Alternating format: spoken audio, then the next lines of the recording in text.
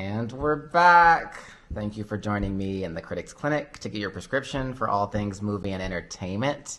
It's been a little while. This work schedule's had me going through it, but finally got to see a couple of movies, which will be coming out with some reviews in the near future. This review is going to be on Mickey 17. Before we do anything else, like, subscribe, comment below, go to my other videos, do the same.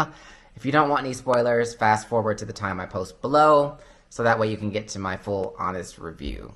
So starting out, this movie stars Robert Pattinson. You know him from everything, from Batman, from just everything, honestly. Twilight, he's been everywhere. Obviously, he was Cedric Diggory, So he plays the main character along with Naomi Ackie, Mark Ruffalo, Toni Collette, Steven Yeun, actually, who's doing big things right now. Obviously, he's the voice of Invincible on Prime.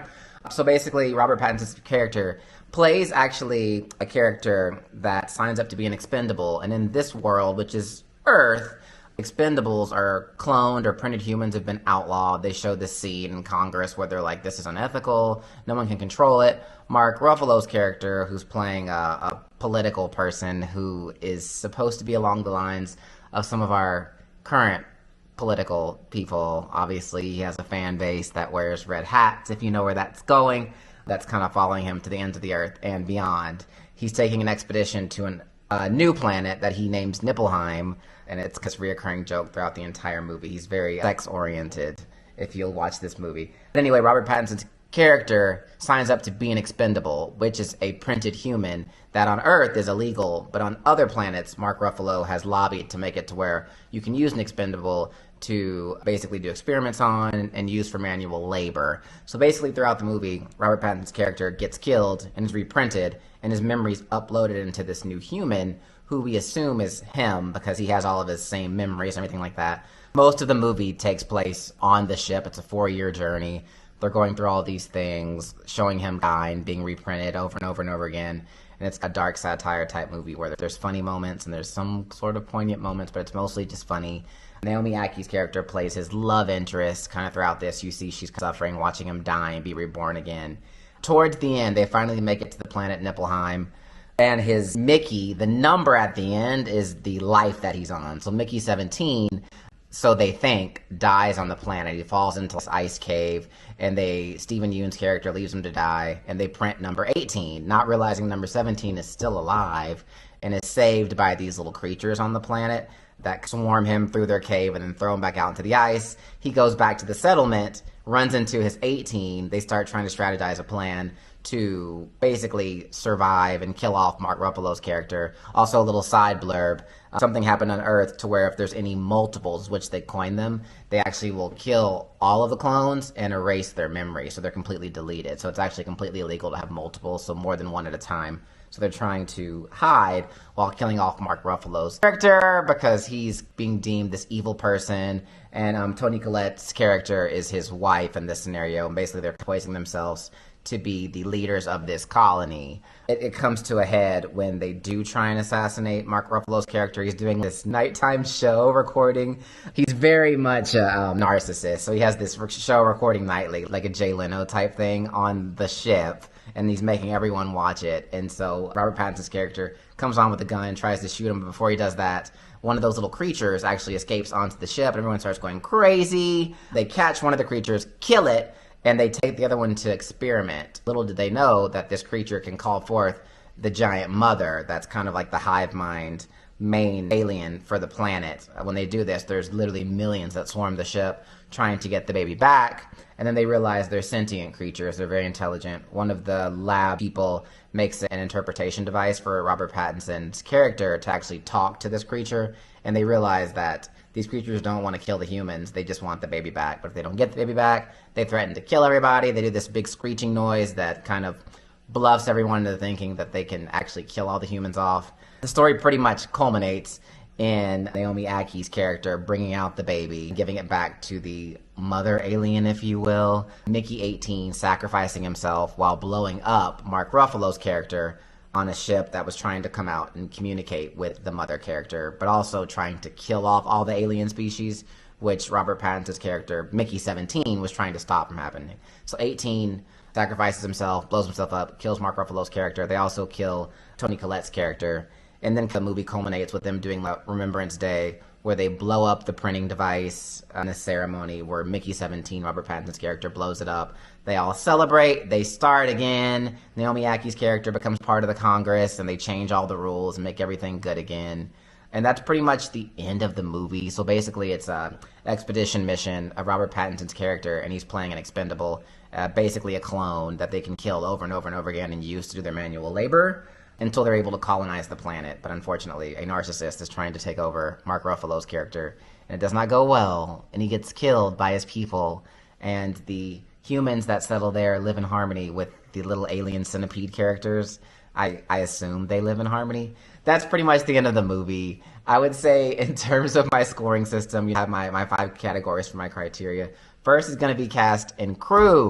Now, I would say the cast was pretty loaded in this movie. It was a lot of good actors, a lot of people well. Robert Pattinson, obviously. Naomi Ackie, most people probably recently seen from Blink Twice, which is actually a pretty good movie. Toni Collette, Mark Ruffalo, obviously, you know him from a lot of stuff. Most recently, the Marvel stuff, being Hulk. Toni Collette actually was most recently, what I can remember on, it was just on Power on Prime TV, where it plays all the females in this world have electricity type power, which is a really good show. I hope it gets a season 2.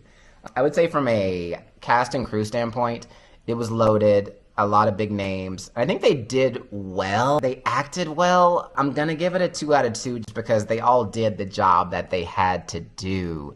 Now, when we're moving on to the plot, I'm going to say it suffered a bit from my standpoint, for my needs. There was a time towards the end, after hour 2, where I was actually repositioning myself in the chair at the movie theater, and I was like, when is this going to end? They really could have chipped out about 30 minutes from this movie, and it would not have lost anything. There was a lot of satire and dark humor that didn't really land a lot of times. I would feel like Mark Ruffalo is not naturally a comedian, and I think his trying to be funny moments in a dark movie, in a dark, gory, bloody movie, didn't necessarily land. It's not that he's a bad actor, I just feel like it wasn't funny. Maybe that's because of just maybe the director, Bong Joon-ho. I just feel like his jokes didn't land. And I feel like the plot itself had a lot of plot holes. I was trying to figure out how are they regulating printing these humans everywhere, because they actually go into, say, one of the creators that initially created this printing device, printed a whole bunch of multiples of himself, and before he was sentenced to prison and killed, but then it's like, are there others of him? And who's regulating this technology on Earth and on other planets? And who's to stop them from coming back to Earth and doing it? So they really didn't go into detail on that. They just said it was illegal, but they didn't seem like there was anybody regulating it. And then going to this planet, where did this technology come from? This just random politician has this ability to fly this ship to this planet and create a new planet. Again, it was a dark satire film. It wasn't a sci-fi film, so it wasn't meant to have this super involved backstory in this technologically advanced society. I get it wasn't that. I just really, to me, did not enjoy the plot. It felt very long, and not in a good way. So I'm going to give it 1 point for that. And I would actually almost do 0.5, but that seems cruel. So I'm going to do 1 out of 2. So we're at 3 right now. I would say for the production and the set, it was good. It was believable. It was the whole planet of Nipple, this icy type planet. It's just this tundra with just ice everywhere, and these little centipede creatures were the only kind of wildlife that they showed outside of the humans on the spaceship. I'd say from that standpoint, it did a fine job. I guess you felt like you were in Antarctica pretty much throughout it was just probably where they filmed, maybe in Alaska or somewhere. So from that standpoint, I think they did a good job. It was believable. The little animal centipedes looked believable. The CG was fine. I have no complaints about that. I'm going to be nice and give it a 2 out of 2. So we're at a 5 right now. When it comes to the music, actually, usually I say if it's not a musical, I go ahead and give it a 2 out of 2 because the movie's not about music, or if it's not a music biop. But even in this, I just felt like the music could have been better. There were actually a lot of moments where it was just quiet and silence, and not in like good, eerie, ominous anticipation type way. It was just almost lazy. It's almost like it wasn't edited to have music. So I'm actually just going to give it a 1. So we're at a 6 right now, I believe. You're 1-1. We're at a 6. Come on, you're not doing too well right now, Mickey 17. So how did I feel about the overall movie? My overall enjoyment of the movie. Like I said earlier with the plot, it had some holes. I did find myself, like, it was very long. I feel like for it to be like dark humor, satire movie, it wasn't particularly funny. And I'm not looking for a comedy. I'm looking for a commentary on just where we are politically and socially. I think it did that, but I feel like it didn't land like it wanted to. I feel like it didn't fully go there. There were times where you could tell they were trying to make parallels between Mark Ruffalo's character and our current White House administration. Obviously, he had characters following him that had red hats, and they were following him to the ends of the earth and doing whatever he said. But I feel like they didn't really hit it home like they needed to. I was going to enjoy this movie much more than I did not. From the trailer, it looked interesting, having the multiples with Robert Pattinson and his accent, which I thought he did a good job in the accent, actually. It was pretty good considering he's British, and he kind of sounded like a Yankee. So that was good. Overall, my enjoyment of the movie, I give it a 1. I'm giving a prescription for this movie a 7 out of 10. And I think that's actually generous. Would not see this one in theaters. This is one of those ones I would wait until it's streaming on Prime or Netflix or something. I'm sure it'll be on one of those or Hulu soon. This actually, to me, felt like a movie that was made for streaming, if that makes sense. Like, it didn't feel like a big screen movie, which is unfortunate because there was a lot of really big names in it. But if it had been released on Prime, I wouldn't have thought otherwise. I just would have assumed it was made for that, for Netflix or something like that. So I'd say wait for streaming. The trailer was the best part of this movie. Unfortunately, it suffered from a lack of a real plot or a real message. See what it was trying to do politically to send home a message. It just didn't work. It did not land. The acting was fine. The CGI and the special effects were fine. It just wasn't a great movie. Tell me what you think below. Tell me what I missed. Tell me what you thought about it. Subscribe. Like my other stuff. Thank you for coming. There will be more. I'm back. All right, bye.